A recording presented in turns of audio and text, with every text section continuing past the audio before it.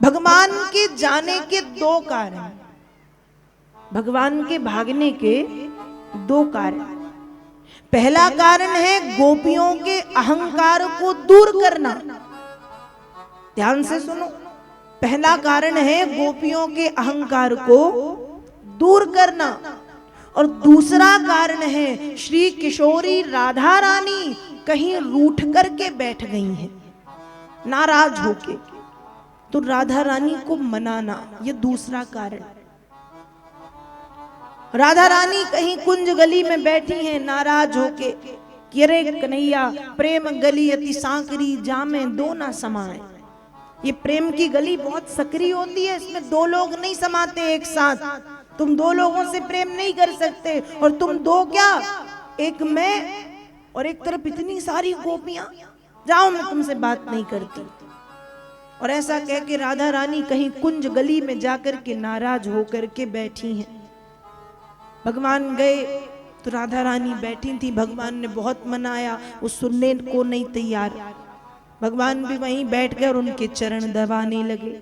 सोच रहे थे कि कोई नहीं देख रहा, सोच रहे हैं कि कोई नहीं देख रहा, लेकिन जब कोई नहीं देखता तब एक भक्त, एक संत की दृष्टि पड़ ही जाती है। और एक भक्त ने देखा और लिख दिया, देखो दुरोवह कुंज कुटीर में बैठो पलोटत राधिका पायन। अरे देखो देखो वो कन्हैया कुंज गली में किसी एकांत वन में बैठ करके राधा रानी के चरणों की सेवा कर रहे हैं। इसलिए कहा जाता है धन धन राधिका के चरण, सुभग शीतल अति सुकोमल कमल के से बरण। धन धन राधिका के चरण। राधा रानी के चरणों की वंदना इसलिए की जाती है क्योंकि उन चरणों की सेवा तीनों लोकों का स्वामी करता है, उन चरणों की सेवा तीनों लोकों का मालिक करता है। नारायण भी राधा रानी के चरण कमलों की सेवा करते हैं। तो गोपियों के बीच में से भागने के दो कारण, एक कारण गोपियों के अभिमान को दूर करना, और दूसरा कारण राधा रानी कहीं पे रूठ करके बैठी है तो राधा को मनाना। भगवान कहते चलो राधा, चलो राधा, मान जाओ राधा। अब राधा रानी सुनने नहीं तैयार। भगवान ने भी कहा तुम ऐसे नहीं मानोगी, तो दोनों हाथों से राधा को उठा लिया।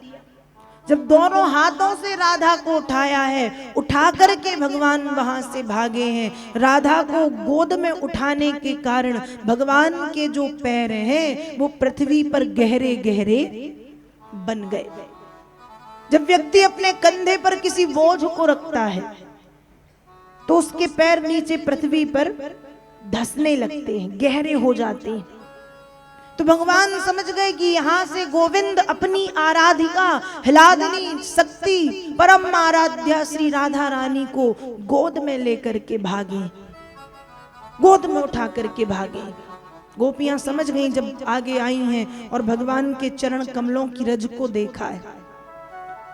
गोपियां भगवान को ढूंढते हुए आगे बढ़ी। ब्रज की धूल में भगवान के चरणों की रज जब मिली तो एक दूसरी सखी से गोपियां कह रही हैं, धन्या अहो अमीयात्यो गोविंदांग्रे अब्जुरेण वा यान ब्रह्मेशो रमा देवी दधुरमूर्धन्यो घनोत्तये।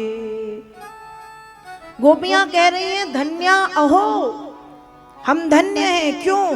गोविंदांग्रे अब्जुरेण वह, क्योंकि गोविंद के चरण कमलों की रेणु, गोविंद के चरण कमलों की धूल हमें प्राप्त हो गई है, इसलिए हम धन्य हैं।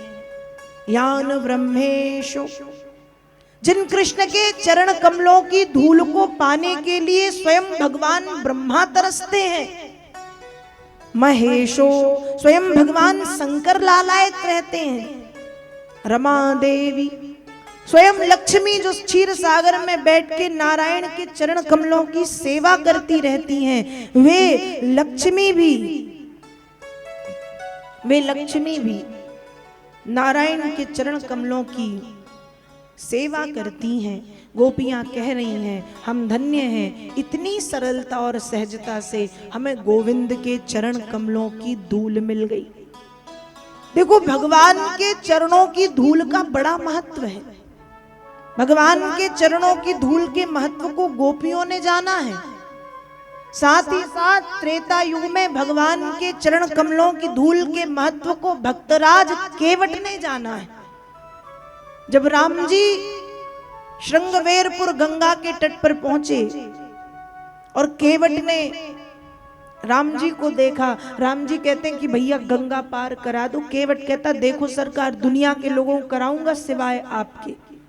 राम जी कहते क्यों, मैं तेरा दुश्मन हूं? कहा नाना सरकार दुश्मन तो नहीं हो।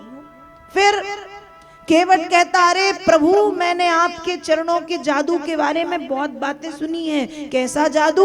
कहा मैंने सुना है जब आपके चरणों का स्पर्श एक पत्थर पर हुआ तो पत्थर भी सुंदर नारी में परिवर्तित हो गया। प्रभु जब पत्थर नारी बन सकती है तो मेरी ये लकड़ी, ये मेरी नैया तो लकड़ी की है, काठ की है, ये नारी बन गई तो एक नारी पहले से वैसे ही घर में बैठी है, दो दो हो जाएंगी तो खाऊंगा क्या खिलाऊंगा क्या, और आपस में झगड़ा करेंगी तो वो अलग, एक को झेलना मुश्किल है, दो दो को कैसे झेल पाऊंगा।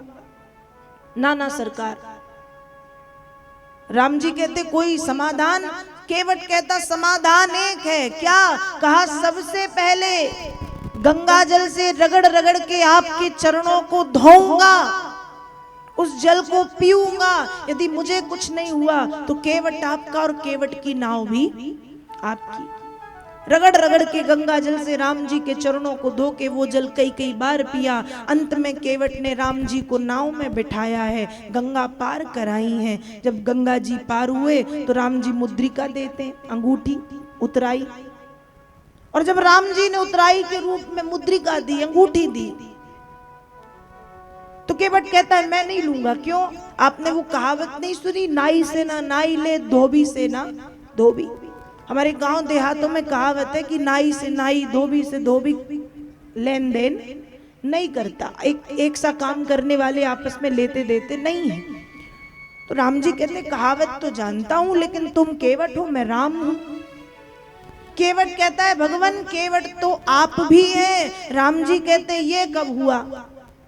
केवट कहता ये जन्मों से चला आ रहा है, फर्क सिर्फ इतना है कि मैं गंगा पार कराने वाला केवट हूं और आप संसार सागर को पार कराने वाले केवट हैं, पर केवट तो आप भी हैं।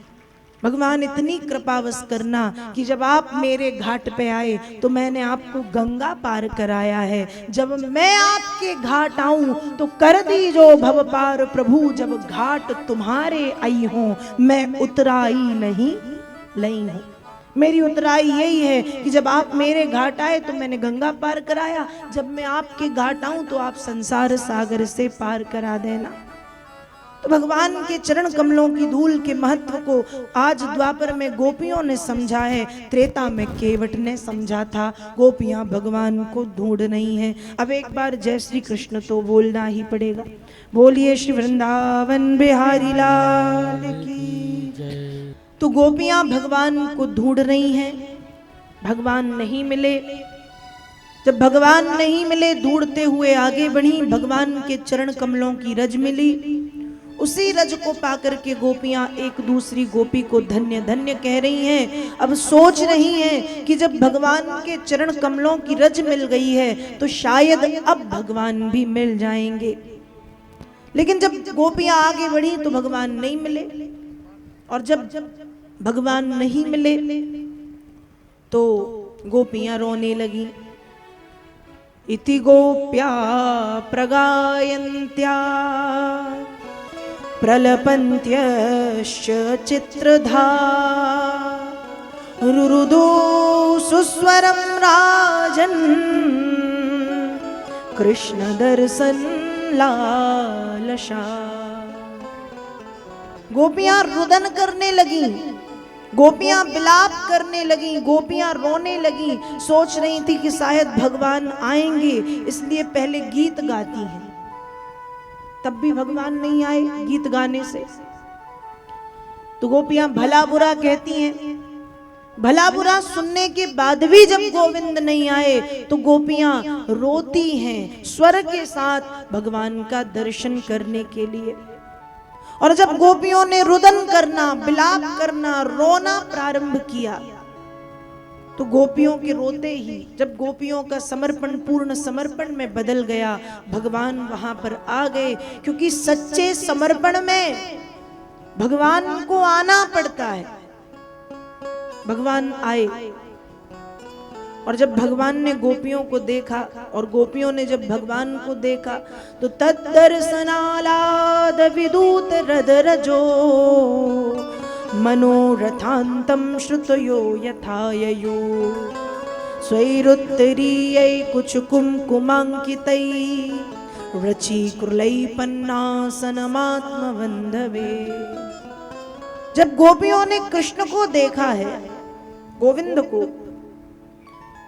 तो गोपियां इतनी प्रसन्न हो गई। जिस चुनरी से माताएं अपने हृदय को ढकती हैं, जो चुनरी माताओं के हृदय की शोभा को बढ़ाती है, उस चुनरी को गोपियों ने अपने हृदय से अलग करके पृथ्वी पर बिछाया। आओ कृष्ण इस पर बैठो, यहां आ जाओ। और वो चुनरी कैसी? कहा उस चुनरी में केसर कुमकुम लगा है। जब गोपियां पूजन करती थीं तो माथे में केसर कुमकुम का लेप लगाती थी, हृदय में लगाती थी। कभी कभी वो हृदय में ना लग के चुनरी में लग जाता। और आज वही केसर कुमकुम से युक्त चुनरी गोपियां कृष्ण के लिए बिछाती हैं। आओ कृष्ण इस पर बैठो, यहाँ आओ। और गोपियों ने जब वो चुनरी बिछाई है, भगवान आ गए। और जब भगवान आए तो यहाँ पर फिर भगवान ने गोपियों के साथ महारास लीला प्रारंभ की। बोलिए श्री राधा कृष्ण भगवान की। तो रास लीला प्रभु ने महारास लीला प्रारंभ की है।